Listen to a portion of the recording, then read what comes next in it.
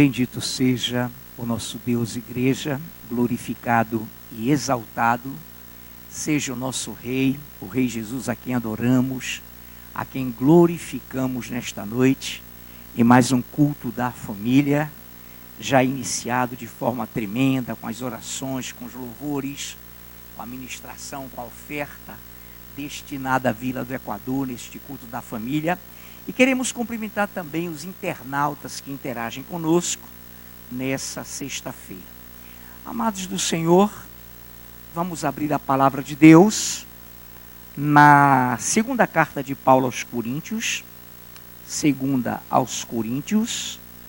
capítulo 2. Capítulo 2. Segunda aos Coríntios, capítulo 2. Texto muito conhecido da amada Igreja do Senhor. Versículos de 10 a 11. Versículos de 10 a 11. A quem perdoais alguma coisa, também eu perdoo, porque de fato o que tenho perdoado, se alguma coisa tenho perdoado, por causa de vós o fiz na presença de Cristo, para que Satanás não alcance vantagem sobre nós, pois não lhe ignoramos os desígnios. Tem microfone?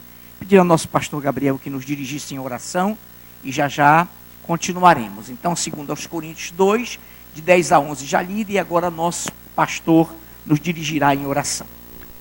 Senhor nosso Deus, te louvamos, Pai, te agradecemos por estarmos aqui, reunidos como igreja para te servir, para te buscar e para ouvir agora a tua palavra, Senhor, que nos será ministrada pelo teu servo, pastor Afrânio, que tu possas nos ungir, nos dar um entendimento que devemos ter, Pai, em nome de Jesus, para aplicarmos a tua palavra em nossa vida, vivermos de todo o nosso coração. Que tu possas abençoar cada um que entrou aqui, em nome de Jesus, segundo a tua bondade. Nós te pedimos, amém.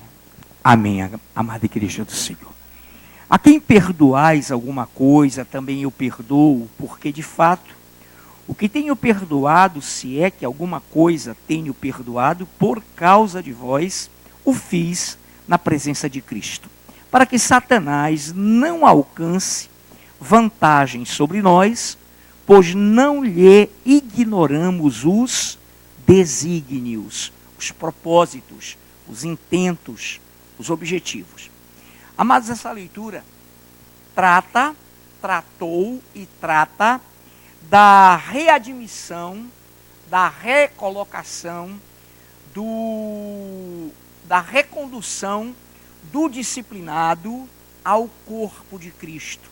A inserção dele dentro da igreja em caso de algo grave. Paulo está colocando então, e colocou: a quem perdoais como igreja, como corpo, perdoais alguma coisa, também eu perdoo, porque de fato o que tenho perdoado, se alguma coisa tenho perdoado, por causa de vós, igreja, como corpo, o fiz, perdoei na presença de Cristo, para que Satanás não alcance vantagem sobre nós, pois não lhe ignoramos os desígnios.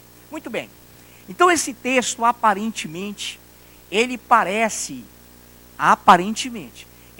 não ter nada a ver com família, com constituição de família, mas tem. A palavra de Deus é multiforme, é profunda, e ela não se pode absolutizar por um só ângulo. Ela é gloriosa. E se essa readmissão de um disciplinado, de um penitente no corpo, ela é produtiva, ela é saudável, porque a vontade de Deus no Espírito Santo é a de que nenhum de nós se perca, nenhum do corpo ou membro do corpo se perca, mas que todos sejamos salvos. Então é tremendo quando Deus se preocupa em colocar aqui o líder, apóstolo Paulo, como que perdoando pelo corpo, como que se conduzindo e se movendo pelo corpo, e não somente por ele como líder, mas junto, pulsando com o corpo no intuito de perdoar. No final ele fala, para que, no final do versículo 11, que ele continua falando, para que Satanás não alcance vantagem sobre nós, pois não lhe ignoramos os desígnios. Quais são os desígnios?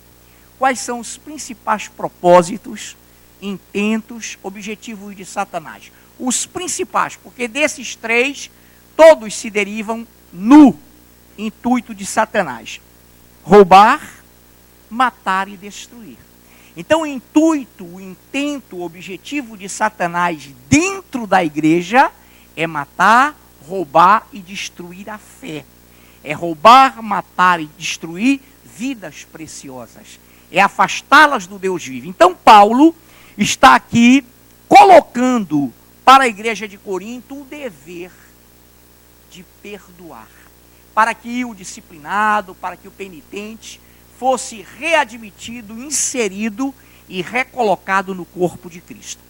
Transferindo essa visão para a família que compõe a igreja, para a família que é a célula máter, maior, matriz da sociedade, dentro da igreja também, o Senhor está também colocando para nós o dever de perdoar.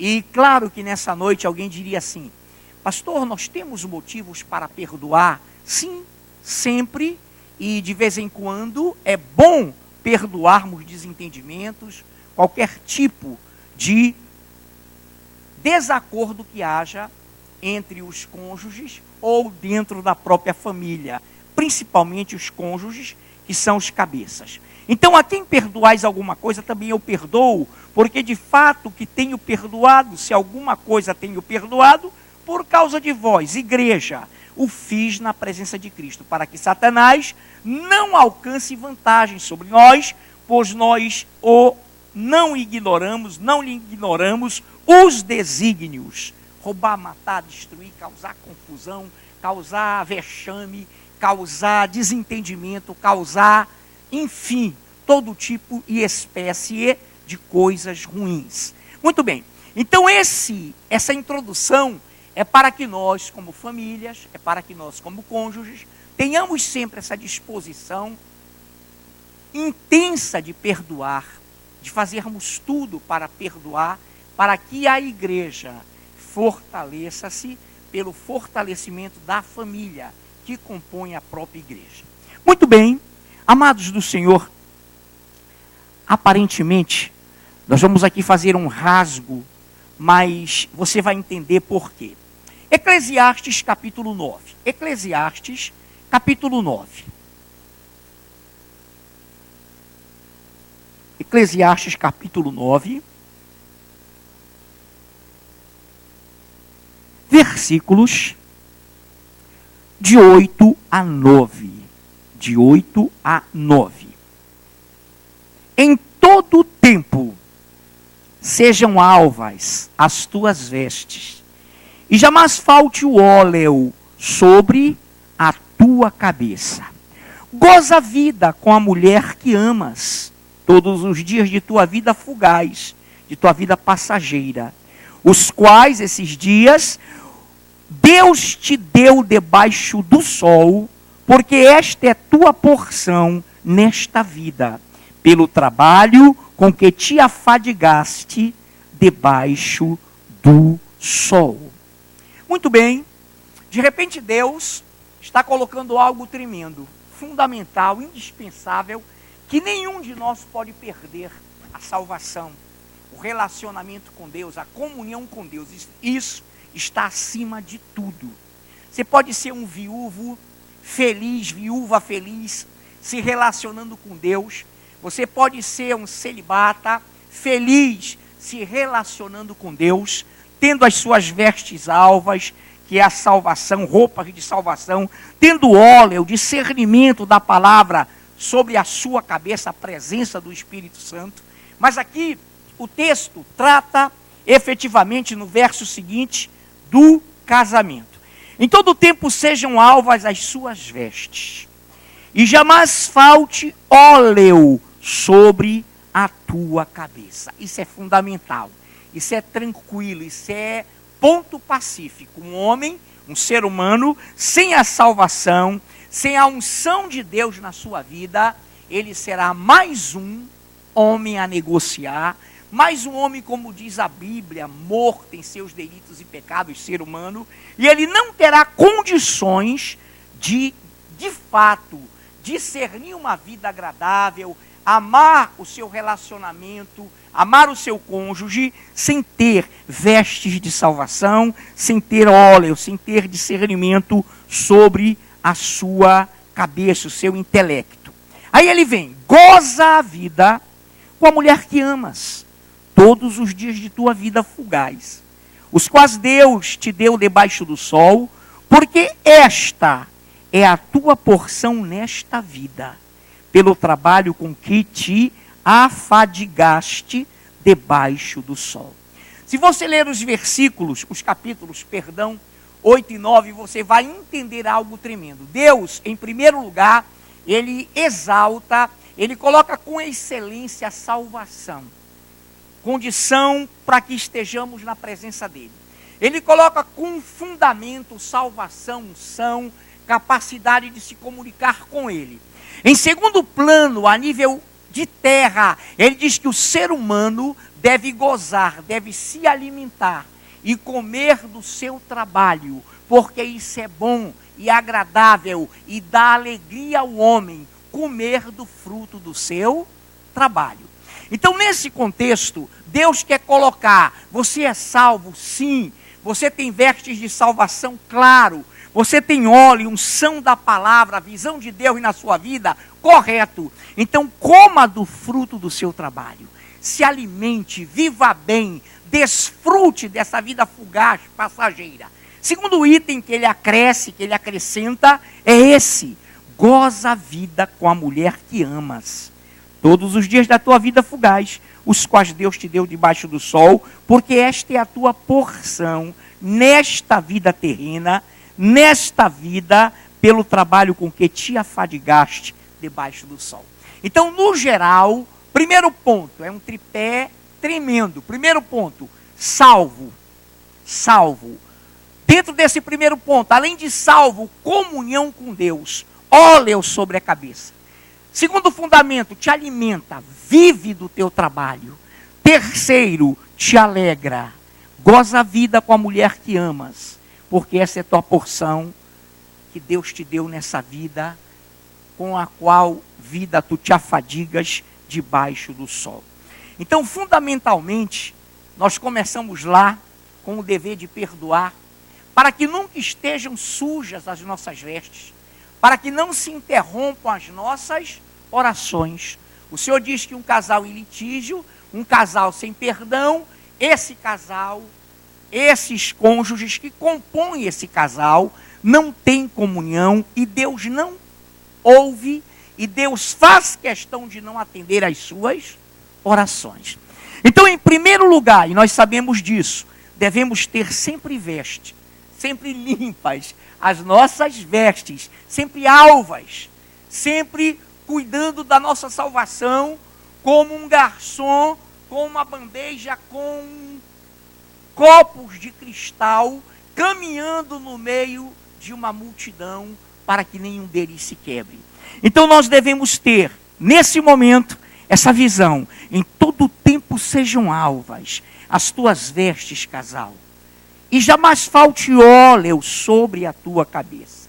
Aí vem o gozar do alimento, o gozar do fruto do trabalho de suas mãos, e com a esposa que você ama, com a esposa que você escolheu nesses dias tão rápidos e passageiros, efêmeros, fugazes, que temos sobre a face da terra. Então o Senhor nos admoesta a termos essas alegrias, porque nós sabemos, domingo passado falamos um pouco sobre isso, que as tribulações, angústias e adversidades não podem interiorizar-se em nós, não podem se interiorizar em nossas vidas. Nós devemos sempre ter alvas as nossas vestes, sempre devemos ter unção, óleo da palavra em nós, para que possamos desfrutar da alegria que o Senhor nos dá. Deixe-vos a paz, a alegria, coloque tudo num só pacote, não como o mundo dá.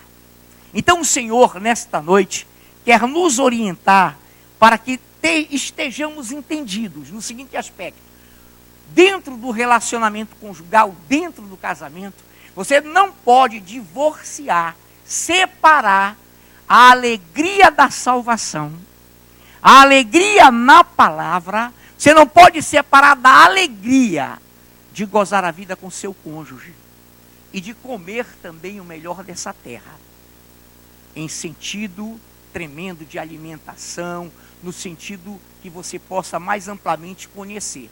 Então Deus diz que veio para que nós tenhamos vida e a tenhamos com abundância. Ora, e não há melhor e não há coisa melhor, amados, do que sermos salvos, termos essa convicção permanente, termos óleo, termos realmente óleo na candeia, vinculados à palavra e gozando da vida, com a mulher, não é com os filhos, mas aqui no texto, com o cônjuge, o homem com a sua mulher, e também desfrutando do trabalho de suas mãos.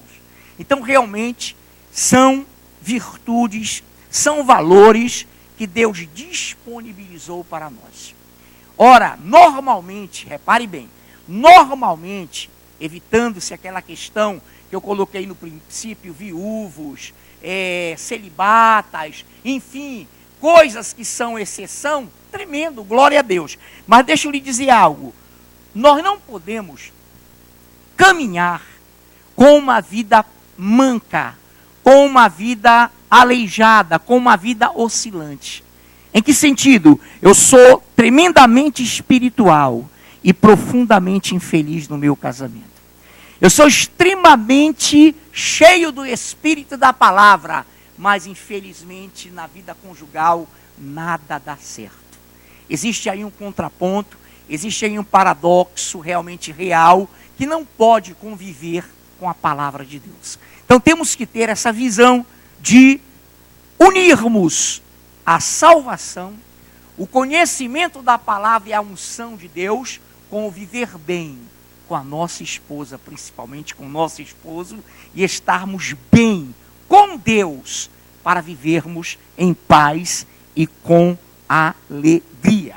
Muito bem, daí porque, e eu não vou ler, vocês conhecem de cor, lá em 1 Coríntios 7, de 3 a 5, nós devemos andar e nós devemos realmente andar em acordo, em comunhão e vivermos em profunda comunhão com o nosso cônjuge, para que tenhamos vida plena, para que Satanás não nos tente e por aí vai. Nesse momento então, amados do Senhor, eu quero também ler com você aí em Eclesiastes, capítulo 3, recue um pouquinho, capítulo 3, vamos recuar, capítulo 3 de Eclesiastes.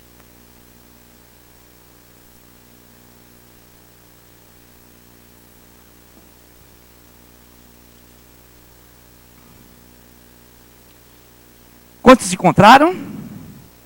Vamos colocar de 9 ao 15, para que você tenha uma visão. Que proveito tem o trabalhador naquilo em que ou com que se afadiga? Viu o trabalho que Deus impôs aos filhos dos homens para com ele, com esse trabalho, os afligir. Tudo fez Deus formoso no seu devido tempo, também pôs a eternidade no coração do homem, sem que este homem possa descobrir as obras que Deus fez desde o princípio até o fim. Sei que nada há melhor para o homem do que regozijar-se e levar a vida regalada, e também que é dom de Deus, que possa o homem comer, beber e desfrutar o bem de todo o seu trabalho. Sei que tudo quanto Deus faz durará eternamente. Nada se lhe pode acrescentar e nada lhe tirar. E isto faz Deus para que os homens temam diante dele. Aí aqui entra o versículo chave. O que é, já foi. E o que há de ser também, já foi.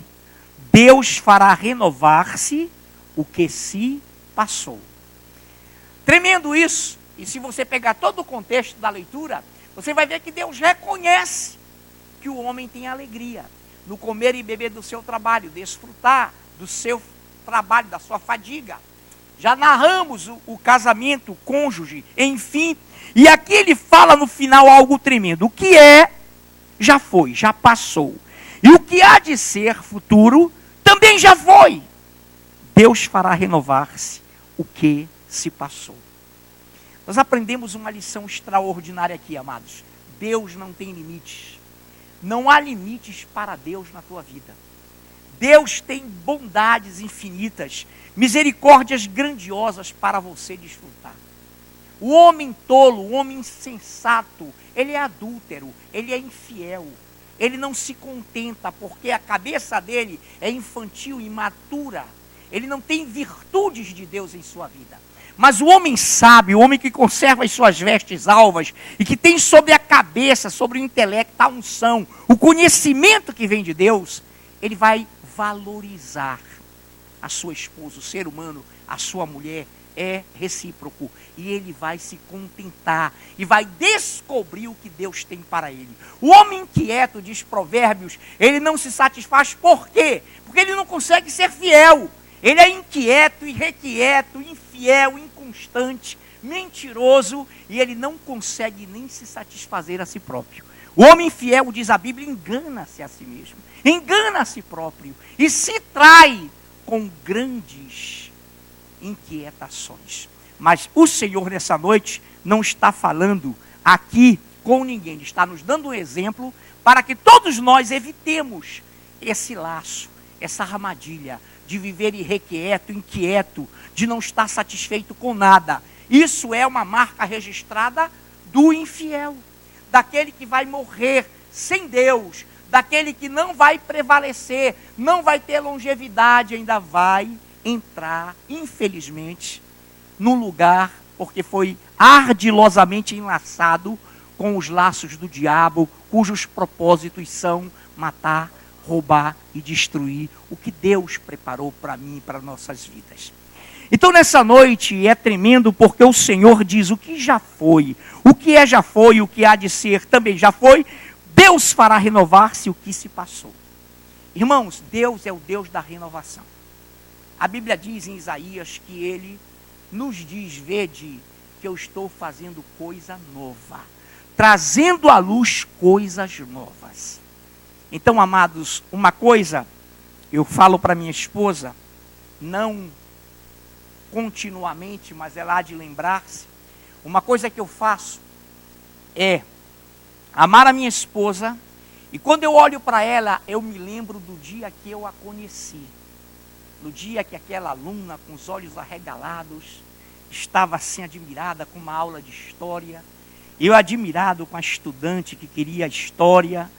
Ela não suportava história, irmãos, mas ela aprendeu a gostar de história por causa do seu professor. E ela começou assim a arrebentar em história. E eu lembro daquela mulher que ainda hoje é linda. Mas eu sempre trago no meu coração a imagem do que ela foi, do que ela é e do que ela sempre será para a minha vida. Então, nós temos que ter essa visão. O que já foi, ou o que é já foi, e o que há de ser também já foi. Deus fará renovar-se o que se passou. O que Deus está falando para você é que não há nenhuma causa perdida. Que não há nenhuma razão para que você desgoste do seu cônjuge. Mas pastor, esse versículo 15, ele é amplo, exatamente, ele é multiforme. Irmão, ele alcança todas as áreas espirituais e da vida, enfim, em todos os sentidos. Ele é muito rico. E nessa noite, claro que eu estou focando esse ângulo. O Senhor fará renovar-se o que se passou. Todos os momentos bons que eu tive com ela, que foram maravilhosos, Deus fará repetir-se. Deus fará renovar-se. Só com fé, pastor, só com fé mesmo, meu irmão. Só com muita fé, porque Deus é um Deus maravilhoso. E Ele é lindo, Ele é tremendo, Ele é glorioso e Ele cumpre o que promete. Ele é dele o poder. Se você fizer a vontade dEle, Ele fará prevalecer em você a palavra e as promessas dEle. Se você não fizer isso, você está totalmente alijado. Você simplesmente não tem comunhão com Deus. Você, afranho, qualquer um de nós, seremos ímpios, perversos, porque não teremos o temor do Senhor. Então não haverá jamais casamento feliz, meu amado. Casamento amalgamado, casamento renovado no Senhor, se não houver vestes de salvação e óleo sobre a nossa cabeça. Amém? Bem simples, para que nós tenhamos essa visão. Agora repare, aqui também em Eclesiastes 7:8. Você lembra que agorinha falamos de que ele faz renovar o que passou. Então nada, absolutamente nada está perdido. Ele renova, olha lá, ele renova. Então vem melhor do que foi. É tremendo. Eclesiastes 7:8.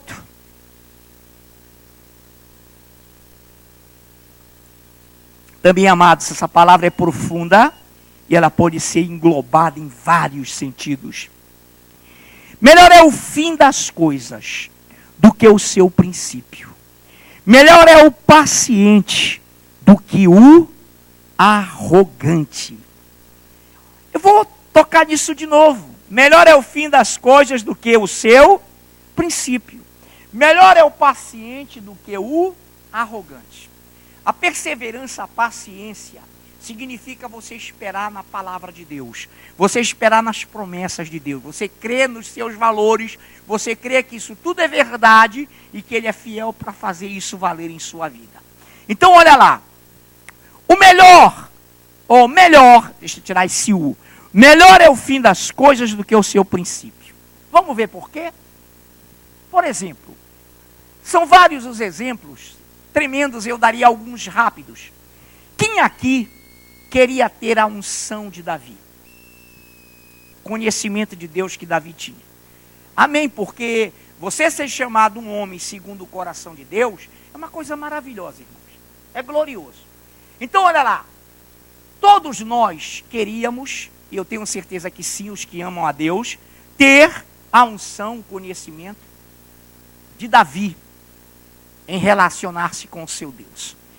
Mas agora eu vou fazer outra pergunta para todos nós, e que nós ficamos meio assim impactados. Quantos aqui queriam ter o princípio de Davi? Solitário, com as ovelhas, desprezado, esquecido.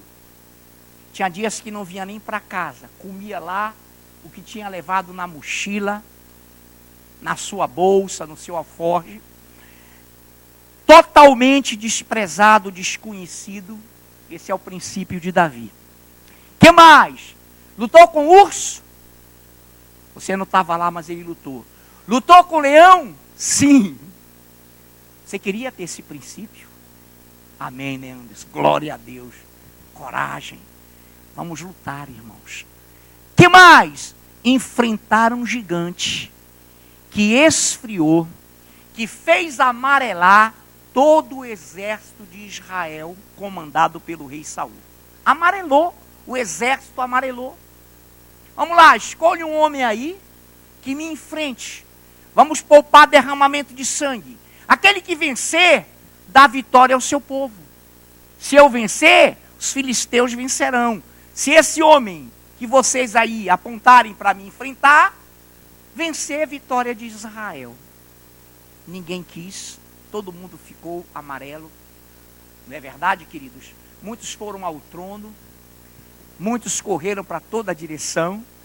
E quem vem com um lanche, quem vem com alimento, visitar a seus irmãos e ver aquela, vamos colocar assim, porque no coração de Davi não houve essa palavra, mas quando ele viu aquilo, ele se espantou. Que isso, não tem homem aqui não? Como que ele diz assim, que palhaçada é essa? Quem é esse incircunciso para ofender o exército do Deus vivo?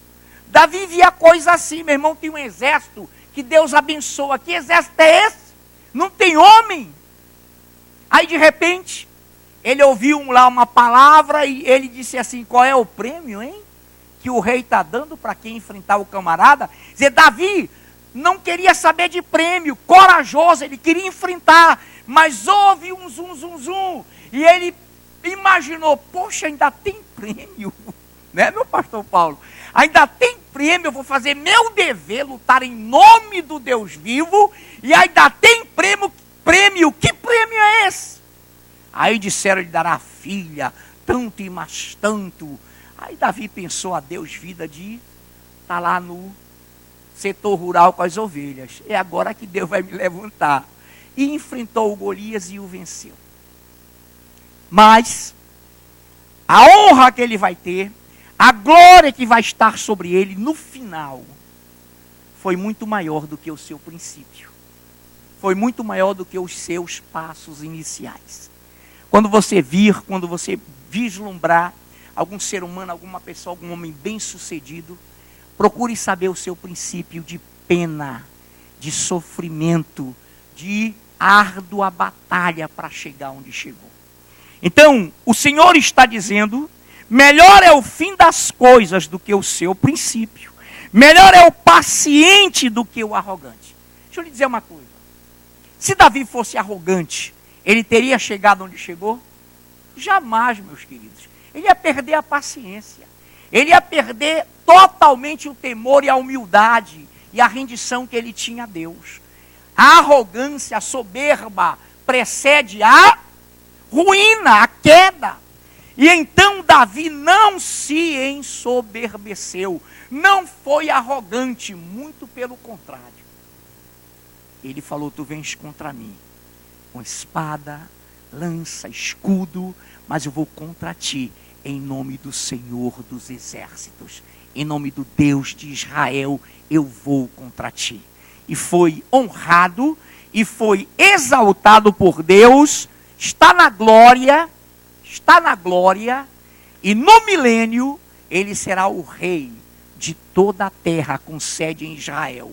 Só perderá em cargo, em hierarquia para o próprio rei, para o próprio Senhor Jesus. A glória da sua igreja, o nosso amor, a nossa comunhão será absolutamente franca, gloriosa e eterna. Então melhor é o fim das coisas do que o seu princípio. Melhor é o paciente do que o arrogante. Então, amado, amada, aprendamos uma coisa que eu tenho certeza que já sabemos, já exercitamos. Tenha paciência com seu casamento. Não seja arrogante. Não procure o seio da outra. Não procure a visibilidade da outra. Isso tudo passa, meu irmão. Seja fiel. Porque o princípio do teu casamento está no coração de Deus, fazendo uma ponte para o fim dele. E será muito mais proveitoso do que o início que ele teve. Sei quantos entendem isso, mas é glorioso, é maravilhoso, é inenarrável, né, minha esposa? Inenarrável, no sentido da alegria, da comunhão, irmãos, do estreitamento de laços. É tremendo, é uma vida maravilhosa, é uma vida, repito, inenarrável. Também no casamento o fim deve ser mais maduro, mais proveitoso, mais gratificante, mais compensador do que o início. Amados do Senhor, por isso que o nosso Deus quer que sejamos humildes, quer que sejamos fiéis, porque Ele quer nos dar um fim proveitoso. Agrada-te do Senhor, agrada-te do Senhor. Pratica a sua palavra. Estou pegando vários textinhos. E você, preste bem atenção, e você terá por Ele satisfeito os desejos do teu coração. Então, muito cuidado, porque o impaciente, o imaturo, o infantil, o arrogante, ele não consegue levar o seu casamento até o fim. Ele não consegue, irmãos. O ser humano, seja ele, seja ela. Mas ele principalmente, que é o governante, que é o cabeça, que é o Cristo, que tem que pagar o maior preço. Muito bem, preste bem atenção. Provérbios, não é preciso que você abra, mas se quiser pode. Provérbios 19:11.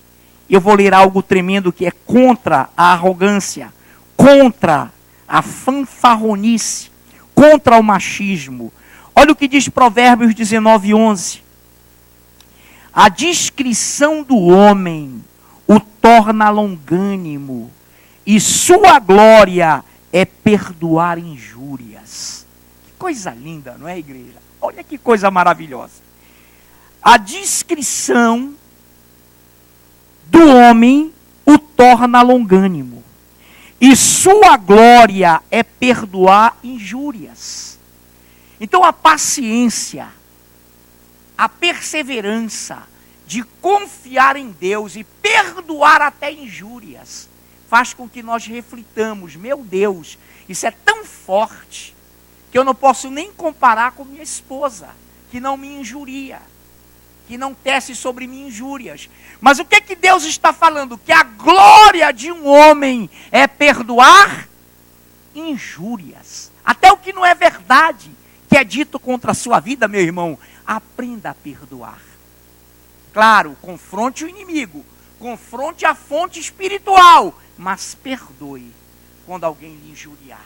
Agora imagine no casamento, onde não temos nenhuma condição, e pelo menos não seria crível que um cônjuge iria injuriar outro. Mas mesmo que isso ocorresse no âmbito do casamento, qual seria e é nosso dever?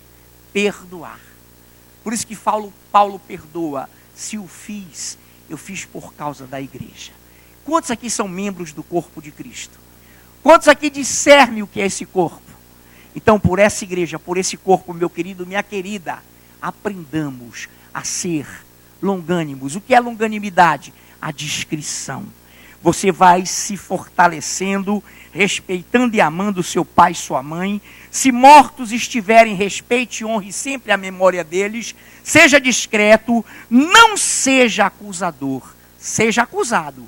Não seja injuriador, seja injuriado. Mesmo assim, perdoe, porque aí está a tua glória. É aí que Deus vai te exaltar. O que ele diz? Em lugar da tua vergonha, eu te darei dupla honra. Não é a vergonha, irmão, de pecar e fazer coisa errada, não. É aquilo que em perseguição, em calúnia, em confronto te fazem, sem que você mereça. É isso que o Senhor está dizendo. Em lugar da tua vergonha, da tua ignomínia, eu te darei dupla honra. O Senhor diz, bem-aventurados os perseguidos, injuriados, bem-aventurados porque sobre eles repousa a glória do Senhor, e bem-aventurados sois quando por minha causa, pela palavra, vos perseguirem, mentindo, caluniando, dizendo todo mal contra vós. Alegrai-vos, porque é grande o vosso galardão, porque assim perseguiram os profetas que viveram antes de vós. Então, meu amado, minha amada, olha que coisa linda, a discrição do homem o torna longânimo, e sua glória é perdoar injúrias. Coisa linda. Discrição, então, não é você ser mudo, patético, oco, vazio, não. É você ter a discrição de nunca ser o acusador, de nunca ser o injuriador, em que pese as aparências, o diabo jogarem contra você, contra mim, contra a nossa vida, mas o importante é que lá no coração o Espírito Santo sabe da verdade e sabe que você é discreto. Discrição, amados, não é viver mudo, não. Discrição é você temer a Deus, manter as suas vestes de salvação, a unção do óleo sobre a sua vida e ser paciente para os frutos que virão, ser paciente com o teu casamento, com o teu ministério, porque o fim do teu ministério, do nosso ministério, será glorioso. Avanços e conquistas, e até agora, próximo ao arrebatamento, galardões tremendos por tudo que nós fizemos pelo Senhor. Então, nessa noite, melhor é o fim das coisas. Coisas no plural, que ele engloba tudo que é coisa, do que o princípio. Melhor é o paciente do que o arrogante. Notícia, o arrogante, o nervoso, o infiel, o adúltero, ele não sabe esperar o fim. Aliás, não há fim nunca. Ele pode pegar 300 mulheres e nenhuma ele vai chegar ao fim. Porque ele é um abismo chamando outro abismo. Ele é um interior que parece o sepulcro, que não se farta. Então, meus amados irmãos, para concluirmos, já se preparem os membros do Ministério de Louvor. Provérbios 23. Provérbios 20, versículo 3. Honroso é para o homem o desviar-se de contendas. Mas todo insensato se mete em rixas, se mete em contendas, se mete em confusões. Então, irmãos, que coisa linda, honroso é para o homem. Você conecta e compara com 19:11 de Provérbios. A descrição do homem o torna longânimo. Honroso é para o homem o desviar-se de contendas, contendas carnais, contendas e demandas que não visam a glória de Deus, contendas e demandas que não visam a defesa da igreja, contendas, rixas e demandas que apontam para inimizades, para crimes, para ciúmes, para agressões. É disso que Deus está falando. Não é a contenda, é a demanda apologética da palavra e na defesa da visão de Deus, não. É isso. Honroso é para o homem desviar-se de contendas, mas o insensato, ou mais todo insensato, se mete em rixas. O insensato, ele chega a separar-se, ele chega a contender com a própria esposa, com os próprios filhos, ele chega a contender por causa dos seus interesses. Ele não vai ser feliz nunca, porque quem não ajunta com o Senhor, espalha. O Senhor diz: sem mim nada podeis fazer. Quer ver família abençoada? Queres ter um casamento, meu querido? É com esse amado que Deus te deu. É com essa amada que Deus te deu. Há exceções, há problemas, há questões que, quando são exceções, são tratadas. Porém, a regra é essa: que nós aprendamos a confiar em Deus. Que nós aprendamos a enfrentar as tribulações no nosso casamento, na nossa vida, sempre por amor à palavra. Então, o homem que tem discrição, ele vai, queridos, suportar, ele vai amar, ele vai ser o Cristo, ele vai ser aquele que vai depender de Deus. E não se preocupe que em todo confronto, em toda demanda, em toda contenda, em toda arma forjada que levantarem contra você, sabe o que é que o Senhor diz para você? Nenhuma prevalecerá. O Senhor diz: estarei contigo, serei contigo, ser forte e corajoso. Permanece no centro da minha palavra, não desvia para a direita nem para a esquerda, porque o Senhor tem uma aliança contigo, tem uma aliança conosco. Meu irmão, o desejo de Deus, o desejo do Espírito Santo nesta noite é injetar sobre nossas vidas, casais, sobre nossas vidas, famílias, o verdadeiro temor de Deus, a glória de Deus, para que lutemos pelos valores dele, os princípios dele dentro do casamento.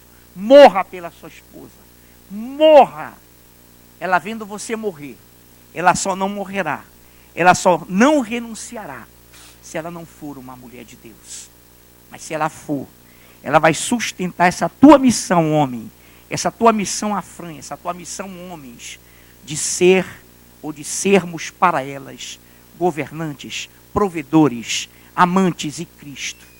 Ela será agradecida e ela vai florescer a tua vida, vai ser um poço de sabedoria ao teu lado, e o Senhor falará pela boca dela contigo, tanto quanto nós, maridos, falaremos de Deus e por Deus para elas. Senhor Deus, nesse momento em que se aproximam, Pai, acontecimentos terrivelmente impactantes, que o Senhor proteja o seu povo, a sua igreja. Senhor, está estremecendo, haverá fé na terra, mas nós sabemos que haverá, porque o amor não se esfriará de todos, mas de quase todos. Obrigado, Pai, pela tua palavra e mais um culto da família, que sejamos temperantes, que sejamos calmos, pacíficos, que sejamos discretos e que tenhamos, Pai, glória em perdoar injúrias, porque esse é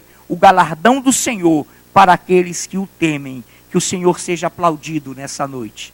Em nome de Jesus.